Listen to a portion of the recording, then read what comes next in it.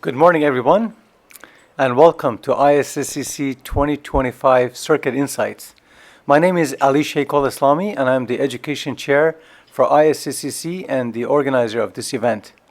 I would like to start by inviting Edith Benyé from ISSCC. She is our ISSCC Conference Chair to provide us with the first welcoming remarks of the day. Yeah, thanks, Ali. Hey, welcome everyone. Really good to see you here. So I'm Edith Benyé. I'm the conference chair of ISSCC. You may or may not know, but this event is kind of a satellite event of a broader conference. That is, the #1 conference in circuit design, and we're going to have a super nice program starting Monday.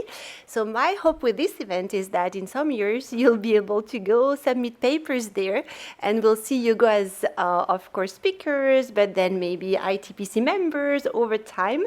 That's how we all started, I think. I'm super glad to see the lineup of speakers that we have today.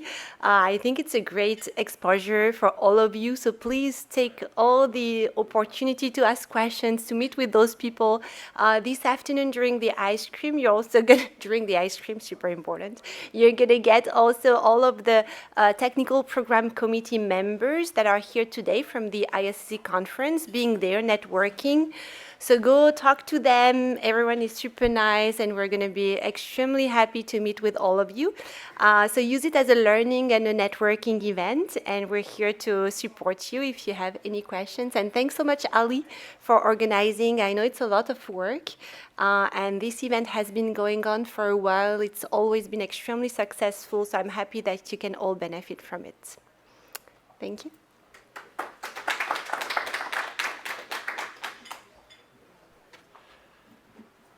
Thank you very much, Edith. According to the program, we should have our SSCS president, Bill Bowhill, but unfortunately he could not be with us. So I'm going to say a few words on his behalf for the society. So this event is actually co-sponsored by ISSCC and the Solid Circuits Society, and as such, the society is actually sponsoring many events for us as circuit designers, and this is just one of those events. Just to tell you a little bit of a background of the Circuit Insights, we actually started this at ISSCC in 2022. That was the year where ISSCC was held virtual, and we decided to bring all the undergraduate students together as well. You know, the fact is that we have many conferences that are serving graduate students and maybe people in industry, but you are the future of our industry, and we need to really cater better to you. And so the society decided at the time, together with ISSCC, to start this event. So once we had that first event, it was very successful.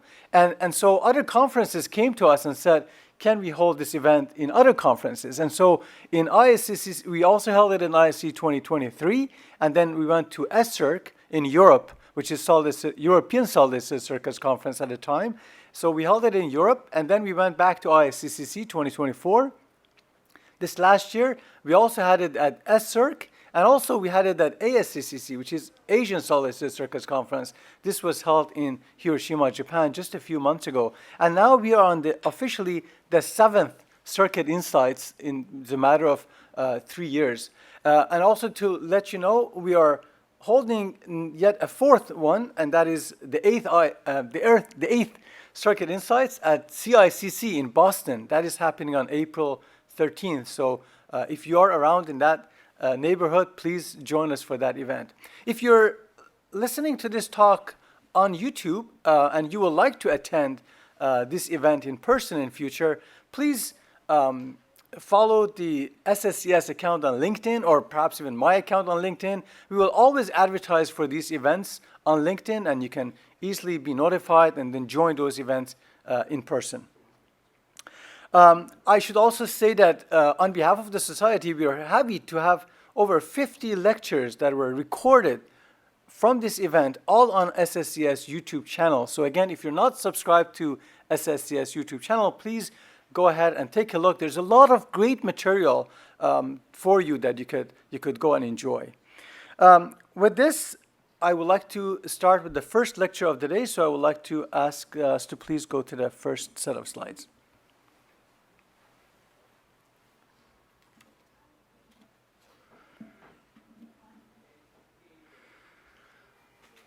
Okay, so for those of you who just joined us, we are welcoming you to the ISSCC 2025 Circuit Insights, and I have the pleasure of providing you the first talk of the day. My name is Ali Sheikholeslami, and as I mentioned, I have been serving as the ISSCC Education Chairs for several years, and I've been organizing this event.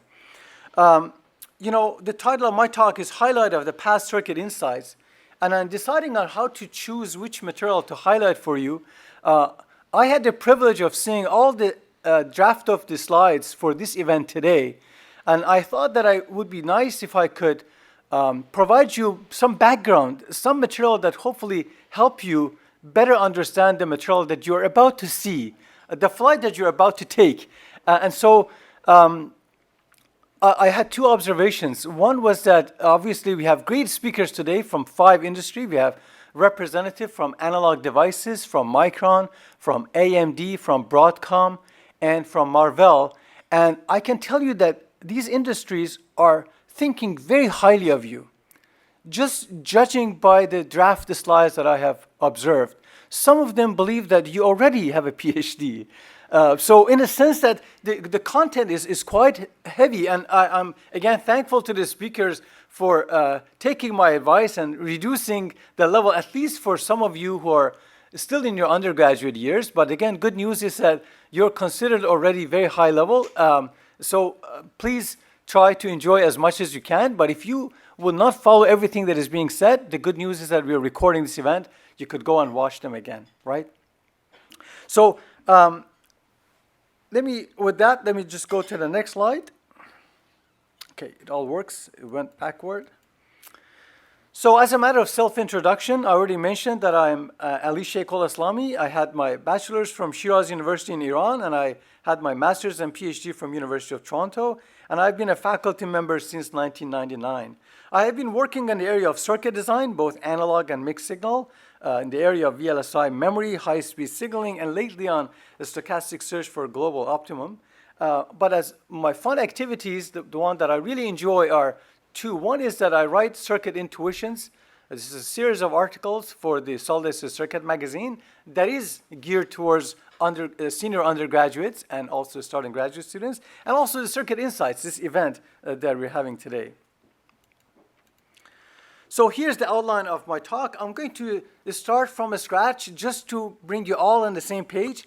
I'm going to tell you what is electronics and what is circuit design, and then what is today's program. I'd like to connect everything together. And again, having reviewed all the slides and material ahead of time, I thought that I need to go back to the basics and provide you one of the most fundamental concepts that is going to stay with you, at least if you're going to the area of analog circuit design, and that is the concept of Thevenin and Norton equivalent circuits. So I'm going to go deep down in that concept, and even though you may think that, well, this is something that I learned in my first year or second year undergrads and is never being used afterwards, I will show you that actually this is the most fundamental concept that we have to utilize. And then I will provide you an example which is related to simple voltage follower and flipped voltage follower. These are examples in which I can show you how Thevenin and Norton equivalent circuit could be useful. Incidentally, the last speaker of the day, Vivek, is going to present you with some material that includes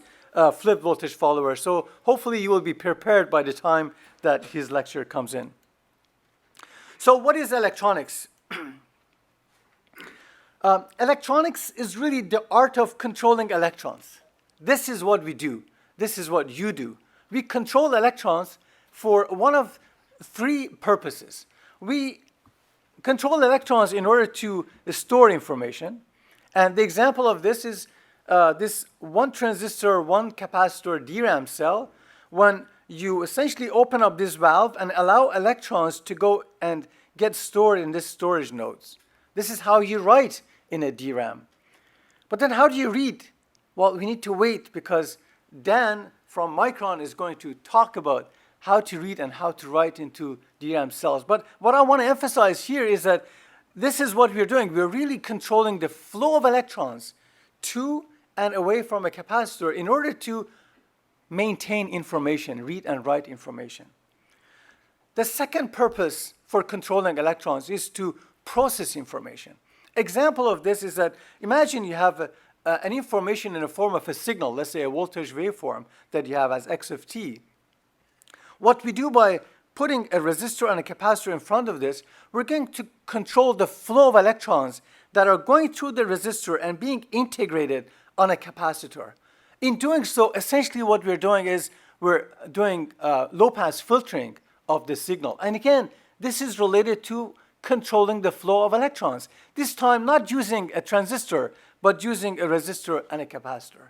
This last one is, the purpose is to communicate information. Again, you can see example of wireless when we use the power amplifiers to mobilize electrons such that they can create an electromagnetic wave. So electrons are used and controlled to create electromagnetic waves. These electromagnetic waves are going to leave your cell phone, go somewhere else, maybe a kilometer away, and at that point, they're going to influence electrons again. And once they're influencing electrons, they're going to replicate the signal or the information that you're sending. And then you can do more processing, such as using a bandpass filter to eliminate noise, for example. We also use electrons, in addition to processing information, storing, and communicating, we use them for energy conversion, such as DC to AC conversion, distribution in smart grids, and utilization, but we are not going to go through that today. So now with this, what is circuit design? This picture shows you that the circuit design is really at the center of our universe. The circuit design at the center is dealing with transistors, with non-idealities, process, voltage, temperature variations, and techniques, circuit techniques. But this is what you do and what you learn in circuit design, and that enables you to apply electronics and circuit design to any of these application areas. So one of them that I have here is memory design. This is controlling electrons for the purpose of storage. And we are very lucky to have Dan from Micron, who has been working in this area for many years, and is going to talk to us about how to view memory design, at least from industry perspective. And then another application we said is related to communicating information. Now, you could communicate information using a piece of wire. This is called wireline communication. And we're very lucky to have Kevin from AMD, who will talk about wireline communication. And then we go to wireless communication. That's what we use also in many applications, such as cell phone. We don't use wires anymore. And that is a lot of tricks and a lot of great concepts in the area of wireless. And that is going to be covered by Human from Broadcom. And then we can see the light at the end of the tunnel, and we're going to go to optical communication. That is a very fast advancing area of communication, and we are very happy to have Vivek from Marvell, who will be covering this for us.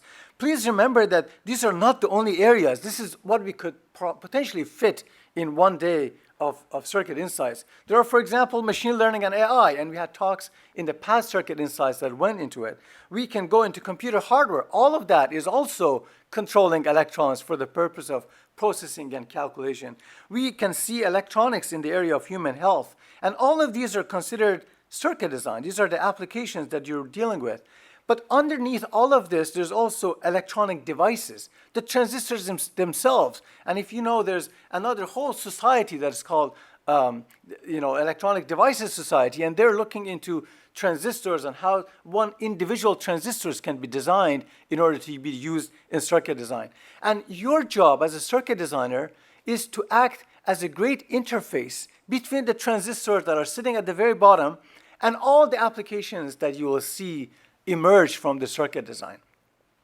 So as such, you're not just looking at circuits, you're not looking at transistors, you really have to gain an understanding of the system level. You need to understand, if you go to the area of wireline, for example, it's full of concepts in information theory and in noise, signal-to-noise ratio, all these concepts that on their own could be research topics for many professors, but you need to understand them.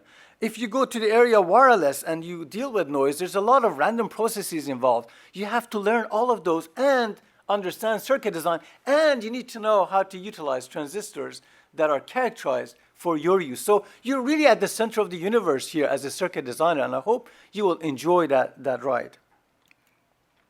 So just to delve a little bit into this at the center on the circuit design, You all know by now you've seen in your second and third year undergrad that the transistor has a nonlinear characteristic that is shown here. And what we do typically in analog circuit design is we're trying to bias the transistor at a certain voltage and current, and then we would only utilize the transistor in a very small range of input voltage such that the action of the transistor can be linearized. So we can use the transistor as a linear element, and we will be using this, of course. But the fact is that there will be always time when that input voltage becomes slightly larger than what you like. What happens in that case? Or there are applications in which linearity is so important to you that even a small deviation is considered too much. Now we need to go and study nonlinearity and how do you characterize nonlinearity. And so that is one important opportunity for circuit innovations for us to see how do we deal with nonlinearities. Then you look at this circuit here, which is a typical diff pair or differential pair, where you would like to have two transistors that are fully matched. We like to have two resistors that are fully matched. But then you learn more about device physics and the fabrication, and you find out that even though you would like these two transistors to be the same, in fact, there is a random process at play. These two are never identical. There will be some deviations. In this case, I'm showing deviation in the threshold voltage of the transistors. How do you deal with that deviation? As soon as they are not matched, they're going to cause problems for us, right? And the resistors are not identical. How do you design in the face of variation? And again, as I mentioned, we're very happy to have Roberto with us from Analog Devices, who has been working in this area for many years, and he will tell us how to deal with this. Roberto will also talk about parasitics. When we're dealing with transistors, there are these parasitic capacitances. And of course, there are like parasites, something that we don't like. We like to eliminate them. But of course, sometimes you have no choice, and in this case, we don't have a choice. The question is that how do you design the circuit in the face of parasitics? Or how do you sometimes even utilize that parasitics to your advantage? This last one I'm showing is related to noise. The fact is that electronic devices such as resistors and transistors, they create their own signal that are unwanted.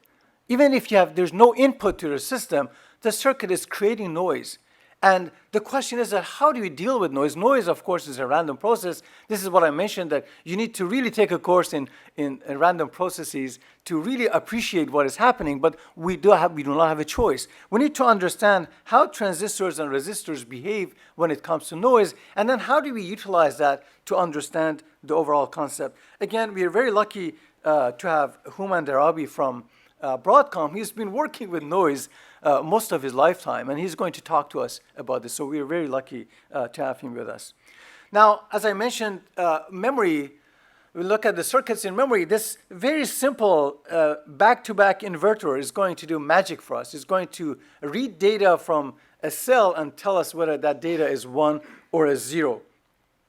And again, I would leave this to the able hands of Dan, who will explain to us how this works. So please look out for this as we talk about sense amplifiers. In the area of wireline, you think it's easy. You just have a transmitter that creates 0 and 1. You have a piece of wire, and then you have a receiver. How could it get wrong? Or difficult, for that matter? And of course, Kevin is here to tell us, hey, wait a minute. Even if I have 1 inch of line, just 1 inch, okay, or 2 inches, and you want to send bits that are zeros and ones, but they are at the rate of 224 gigabit per second. If you have 200 millivolt peak to peak of the signal here, if your 1 and 0 are distant by 200 millivolt, by the time they get here, even though it's just 2 inches away, they become 1 millivolt peak to peak. The signal gets heavily attenuated. 1 millivolt, and just to tell you how much is 1 millivolt, that is the level of noise that you have at that point. So your signal and noise are essentially mixed together. How would you ever be able to tell me what was the data that I sent here when the noise from these devices are at the same order of magnitude in terms of the voltage swing? And that is the art of designing for wireline. In addition, you will see also noise playing a major role here. This last one is optical communication. And so this is maybe a way to address the issue that the electrons that go through the piece of wire at that high frequency are getting heavily attenuated. And so I cannot go longer distance, because if the signal gets attenuated that much, I don't have much luck to go across this room, let alone going across the ocean. And that is when we resort to optical communication. So Vivek is going to tell us that he uses a device that's called a Mach-Zehnder modulator. He will essentially use these two arms, and he will change the refractive index of these two using electrons in order to create, to modulate intensity of the light. So the light is now either, let's say, very intense or dim, and you can use that at a very high speed and be able to go far distances without really having much attenuation. So this is the area of optical communication, and this would be the last talk of the day.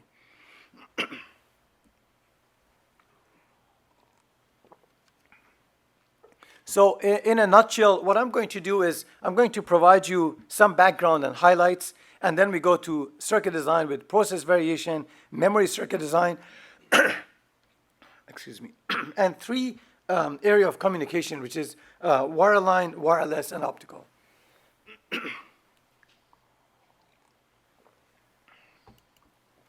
So here's the outline of what I'm going to talk about. As I mentioned, I would like to focus on one very important concept, and that is Thevenin and Norton equivalent circuit, and then I use an example of it.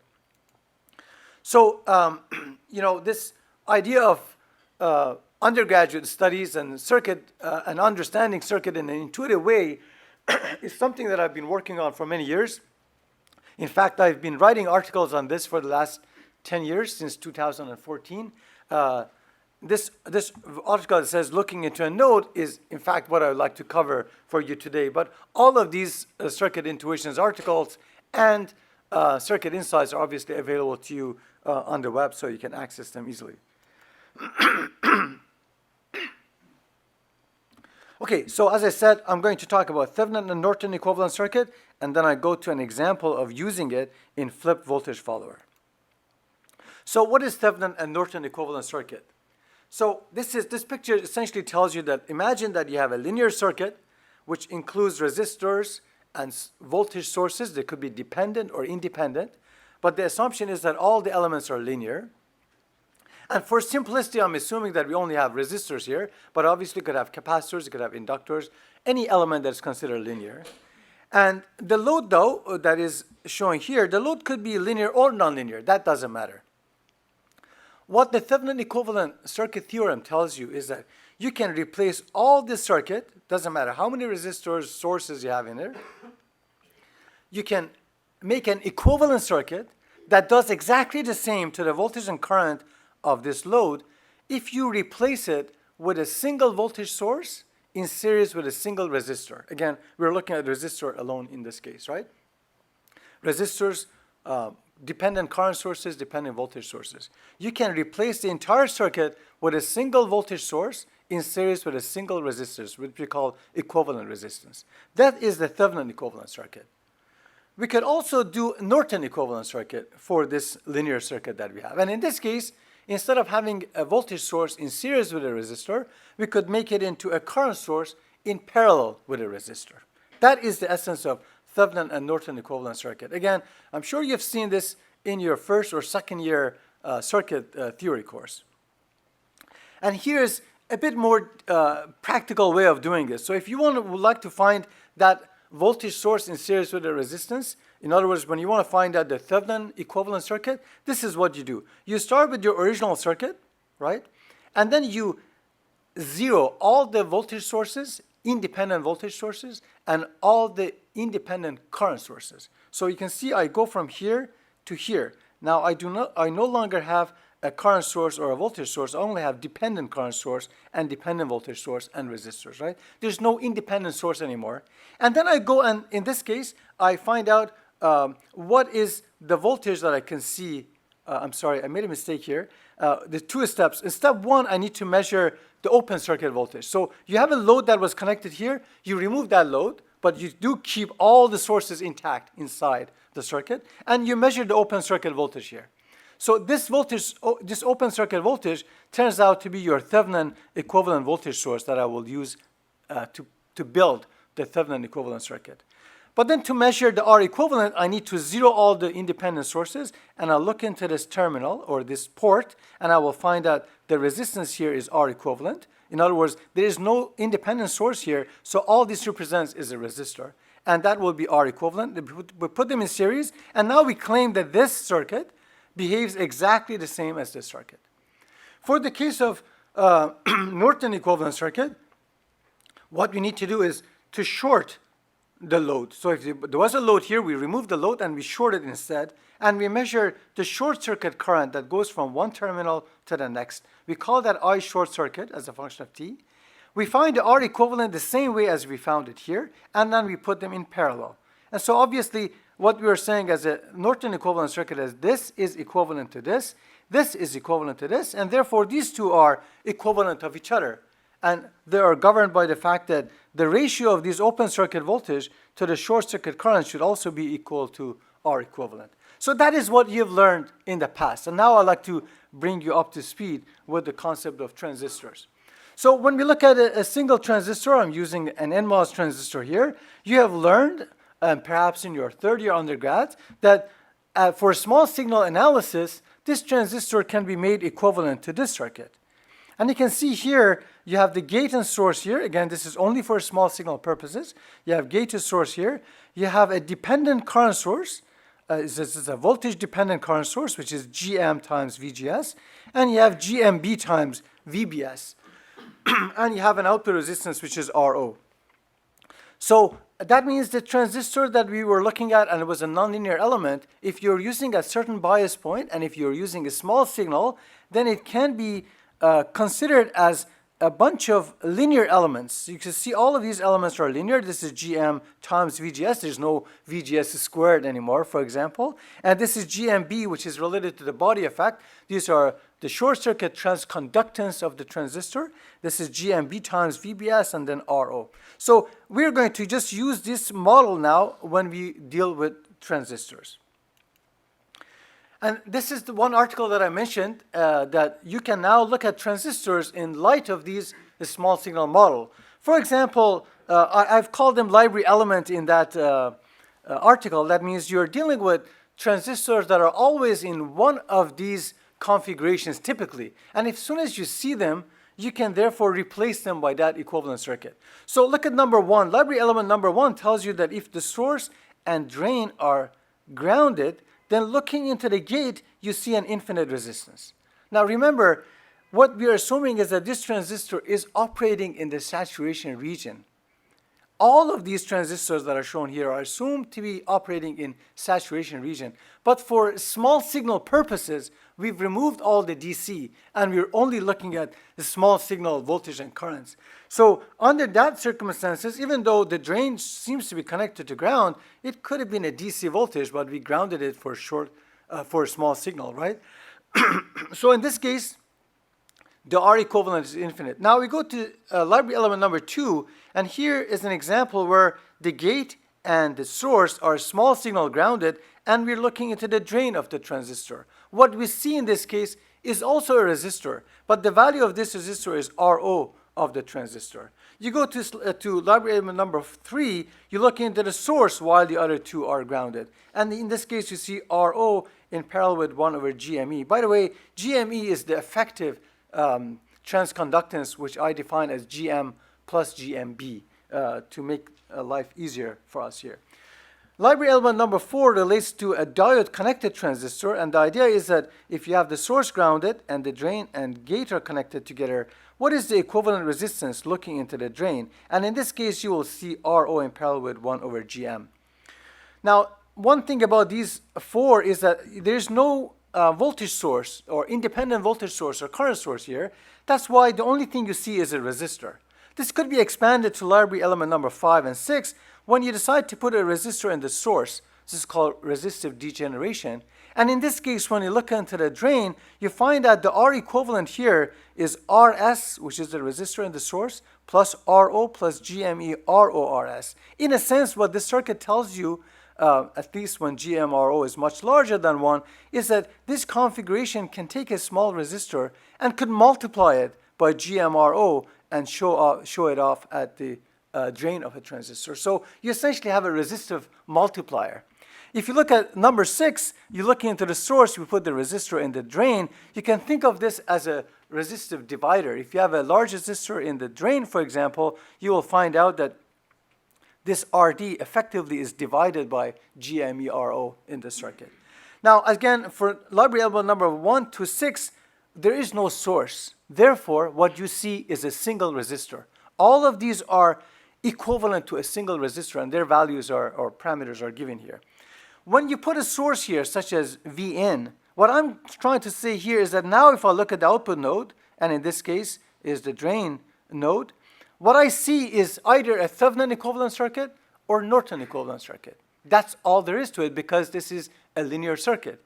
So what happens in this case? In addition to the R equivalent that I found here, I also see either an open circuit voltage or a short circuit current. And you can easily find out what are those open circuit voltage or short circuit current. If you look at number 8, when you have an input voltage connected to the gate and you're looking into the source, you also see either Norton equivalent circuit or Thevenin equivalent.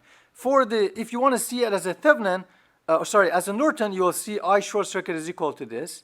And if you want to see it as open circuit, you just multiply this by R equivalent. I did not write R equivalent here because those are shown on top. To find R equivalent, you need to ground Vn. And once you ground Vn, this becomes exactly this, and therefore you have the value of R equivalent in this case. So obviously, it may take a bit of time to get used to these library elements, but once you master them, it will make life very easy to analyze any large circuit, and I will show you 2 examples of this.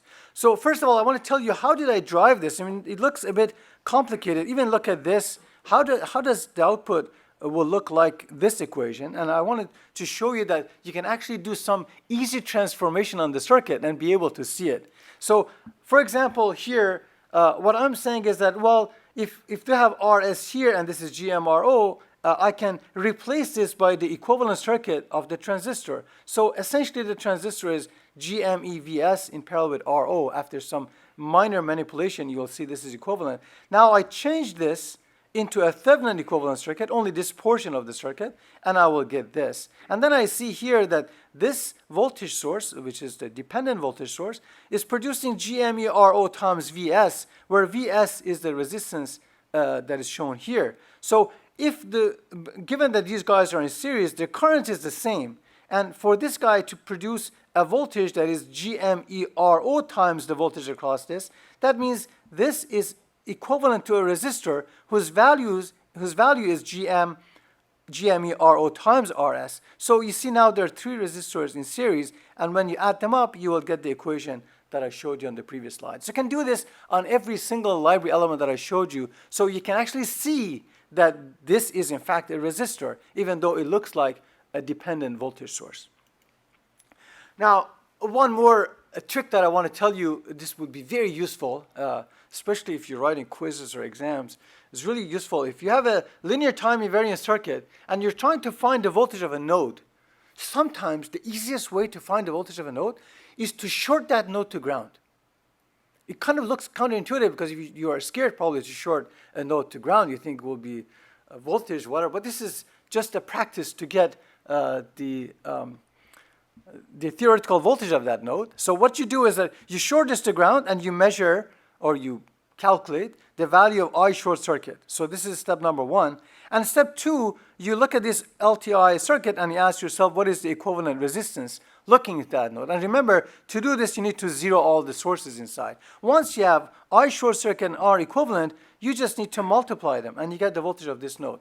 This is the direct consequence of Norton-Thevenin equivalent circuit. When you're trying to find a V node, you're really trying to find the open circuit voltage. And instead of doing this, you can short this to ground, multiply by R equivalent, and you'll get the same result. Now let's see this in action in this case. So this is an example of a resistive DAC. We have a lot of examples of DAC that is coming up later today, so I thought this may be useful. If you look at this, I have V0, V1, V2, and V3, and you have binary weighted resistors, R, 2R, 4R, and 8R, and there's 8R here. And I'm interested in finding what is output voltage as a function of these input voltages, right? Or you can consider them as input bits, right? These being zeros and ones. Well, you can write KVL and KCL and solve it, but I like to use the technique that I just taught you. And that is, to find the voltage of this node, you short this to ground. If you short this to ground, see what life becomes so easy. This 8R goes away because both ends of 8R is grounded. And the current that goes to ground here is V3 divided by R, because remember, this is grounded, plus V2 divided by 2R, V1 divided by 4R, plus V0 divided by 8R. So that is I short circuit. You can immediately write it without writing KVL and KCL and trying to solve equations. You just write it. And then you need to find out what is R equivalent. To find R equivalent, we need to ground or zero all the voltage sources. So that's what you get. And you see, now we have 5 resistors in parallel. So it's easy to see 8 in parallel with 8 gives you 4. 4 and 4 gives you 2. 2 and 2 gives you 1. 1 and 1 gives you half. So this is R over 2, right? So this is the equivalent resistance. And now let's multiply. When you multiply these two, you will get this times R over 2, right? So R gets canceled, and this is what you'll get. And this is exactly the operation of a DAC, a digital to analog converter, when you get V3, V2, V1, and V0 being the most significant bit and the least significant bit of a 4-digit word, and you turn them to an analog voltage and you find it. So I showed you this because it shows you that this technique of shorting a node to ground will literally save you time, and we'll be able to show you how to get to the answer very quickly and intuitively. Here's another circuit. It looks a little bit more complicated, but same concept. So you've seen the differential pair with two transistors, 2 resistors, and a current source at the bottom. I've now zeroed all the DC sources because I'm interested in the small signal voltages in this case. And in particular, in this case, this is ground, and I have a small signal voltage Vn applied to the gate on the left. And what I like to find out is that, for example, what is the voltage of any node? And as an example, I choose this node, Vs. Now remember, you can always go and replace these transistors with their small signal equivalent and write KVL and KCL and solve them, but that doesn't give you any intuition and understanding. Instead, try to short this node to ground and find out what is the short circuit current of this node and find the equivalent resistance. And that is very easy to do. So if I short this to ground, you realize that this transistor goes away because all of its terminal is grounded.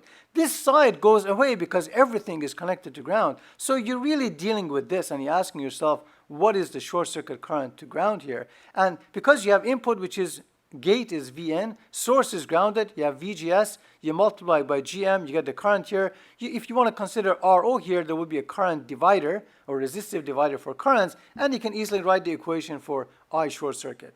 To find R equivalent, that's easy. You also need to ground this, and then you see the resistance looking down. The library element tells you it's RO3, looking up.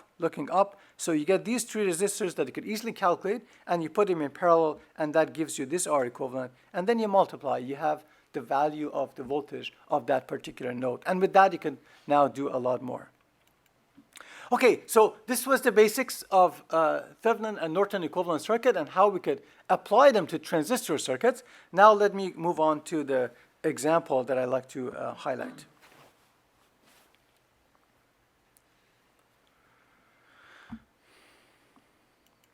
So I start with a simple voltage follower. Simple voltage follower is using one single transistor here. When we have input voltage applied to the gate, and I assume that I like to bias this transistor with a bias current of IB, and I assume that my load is capacitive in this case. There's a capacitive load, CL, and I like to find out what is the voltage that I will get here. What is the voltage gain from input to output? So to do this, the first step, of course, is to zero all the DC as we mentioned. So this VDD becomes now grounded.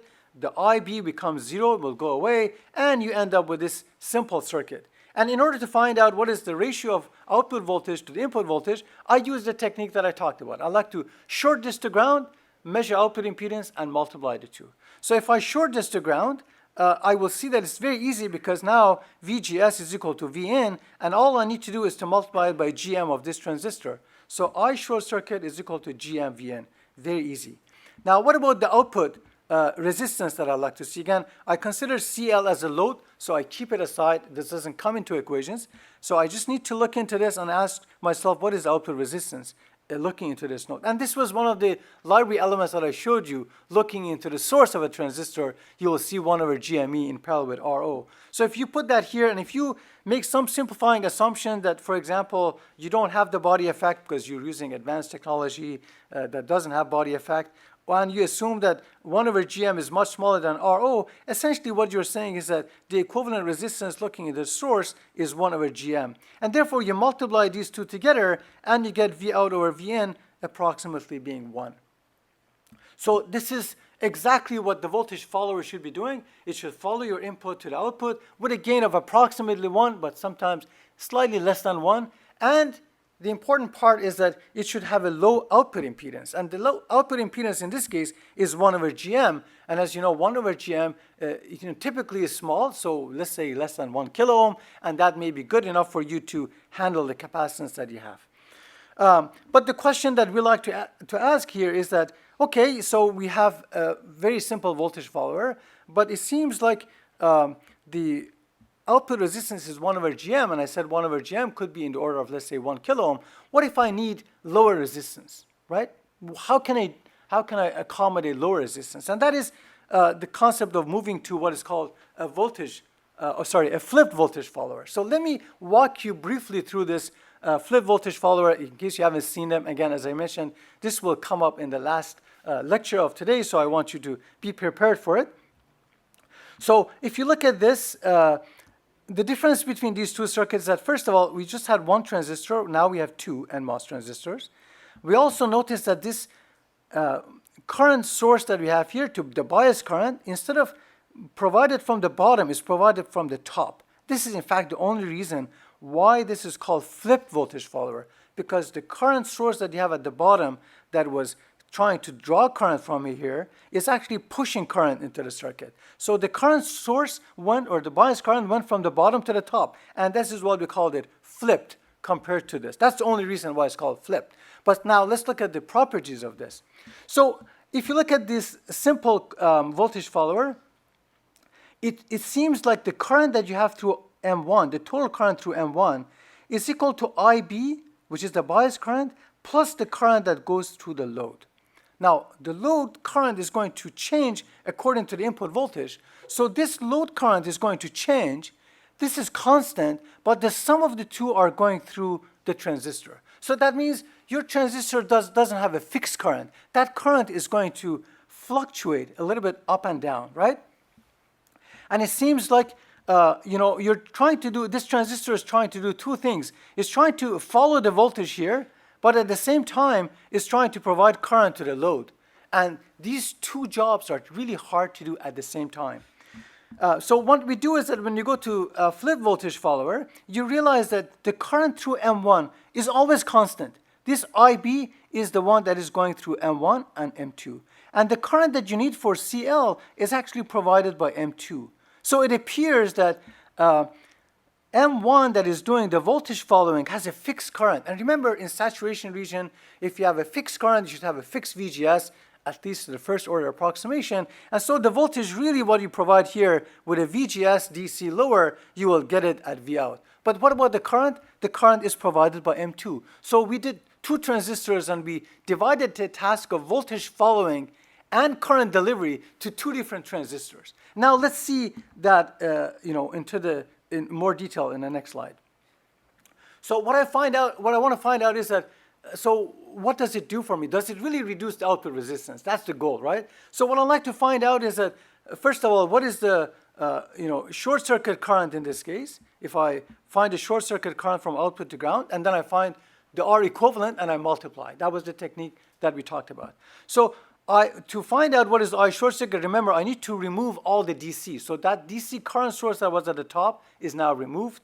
I'm looking only at the small signal input Vn, and I want to measure what is I short circuit.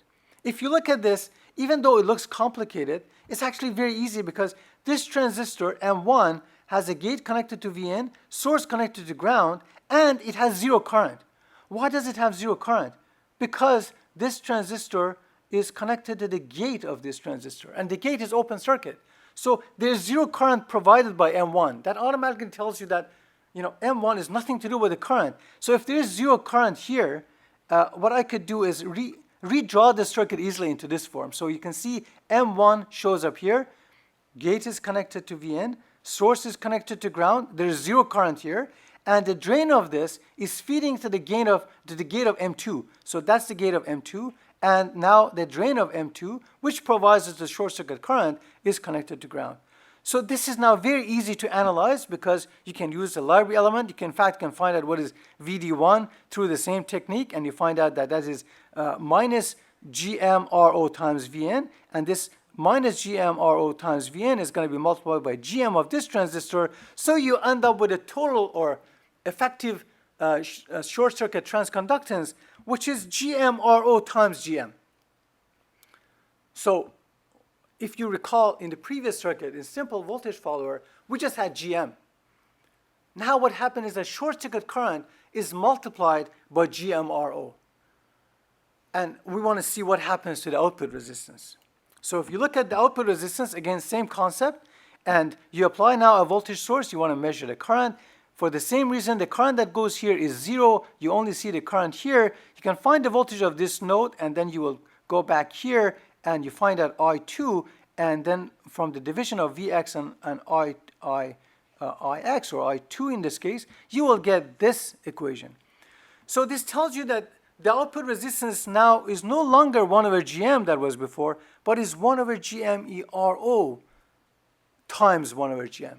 So what we have done is that we have really increased the short circuit current by a factor of GMRO. At the same time, we have reduced the output resistance by GMRO. Increase one, decrease the other one. The product of the two, in fact, remains the same. So if you look at this, I don't know what happened here, but if you look at V out over Vn, we need to multiply those two. For a simple current, for a simple voltage follower, we have approximately a gain of 1. For the flip voltage follower, when we multiply this short circuit current, which is Gm times GMRO, times the output resistance, we also get 1. What happened here is that this Gm, which was the short circuit current or short circuit transconductance, go from Gm multiplies by GMRO, but the output resistance is divided by GMRO. That is exactly achieving the purpose we wanted. We wanted to have a buffer that goes, or voltage follower that gives a gain of approximately 1, but we wanted to reduce the output impedance. And to reduce the output impedance or output resistance, we went and we increased the short circuit current, and therefore we got the smaller output resistance in this case. So what is the advantage of doing this now? What can this enable us? Remember, there is a capacitive load here. And so the RC time constant of this node that determines the speed of the circuit is going to see a much smaller resistance looking this way than this one. This was 1 over Gm. This is much smaller by a factor of 1 over GMERO. And therefore, this circuit now can work at higher frequencies. And this is what you will see later today. You can probe this further. In fact, I've just touched the surface here. You can look into what is called super source follower. Just instead of using NMOS and NMOS, you can use NMOS and PMOS, and you find out same properties. Or you could go further and you look at class AB super source follower. And these are actually 4 parts of the articles that I've written for Solid State Circuit magazine. So you're welcome to look deeper into this if you're interested. In terms of other ideas, there will be a lot of talk about noise today, so I wanted to invite you to please look at intuitions and insights on noise and distortion. And these are 2 other articles that, or I guess this was done in the Circuit Insights, but also there are corresponding articles on this for your pleasure of understanding. Here's a summary of what I talked about. So we said, when you look into a node, we see either a Thevenin or Norton equivalent circuit, as long as you have, assuming that the circuit is acting linear, which is the case for small signal. And this is not just for the first 2 years of undergrad. It goes all the way to your PhD. You could utilize this. This is all you need. Also mentioned that if you want to measure the voltage of a node, it's always, or not always, but most of the time, much easier to short that node to ground, measure short circuit current, and multiply by the equivalent resistance. I mentioned that in simple voltage follower, 1 transistor is used to essentially do both voltage and current delivery.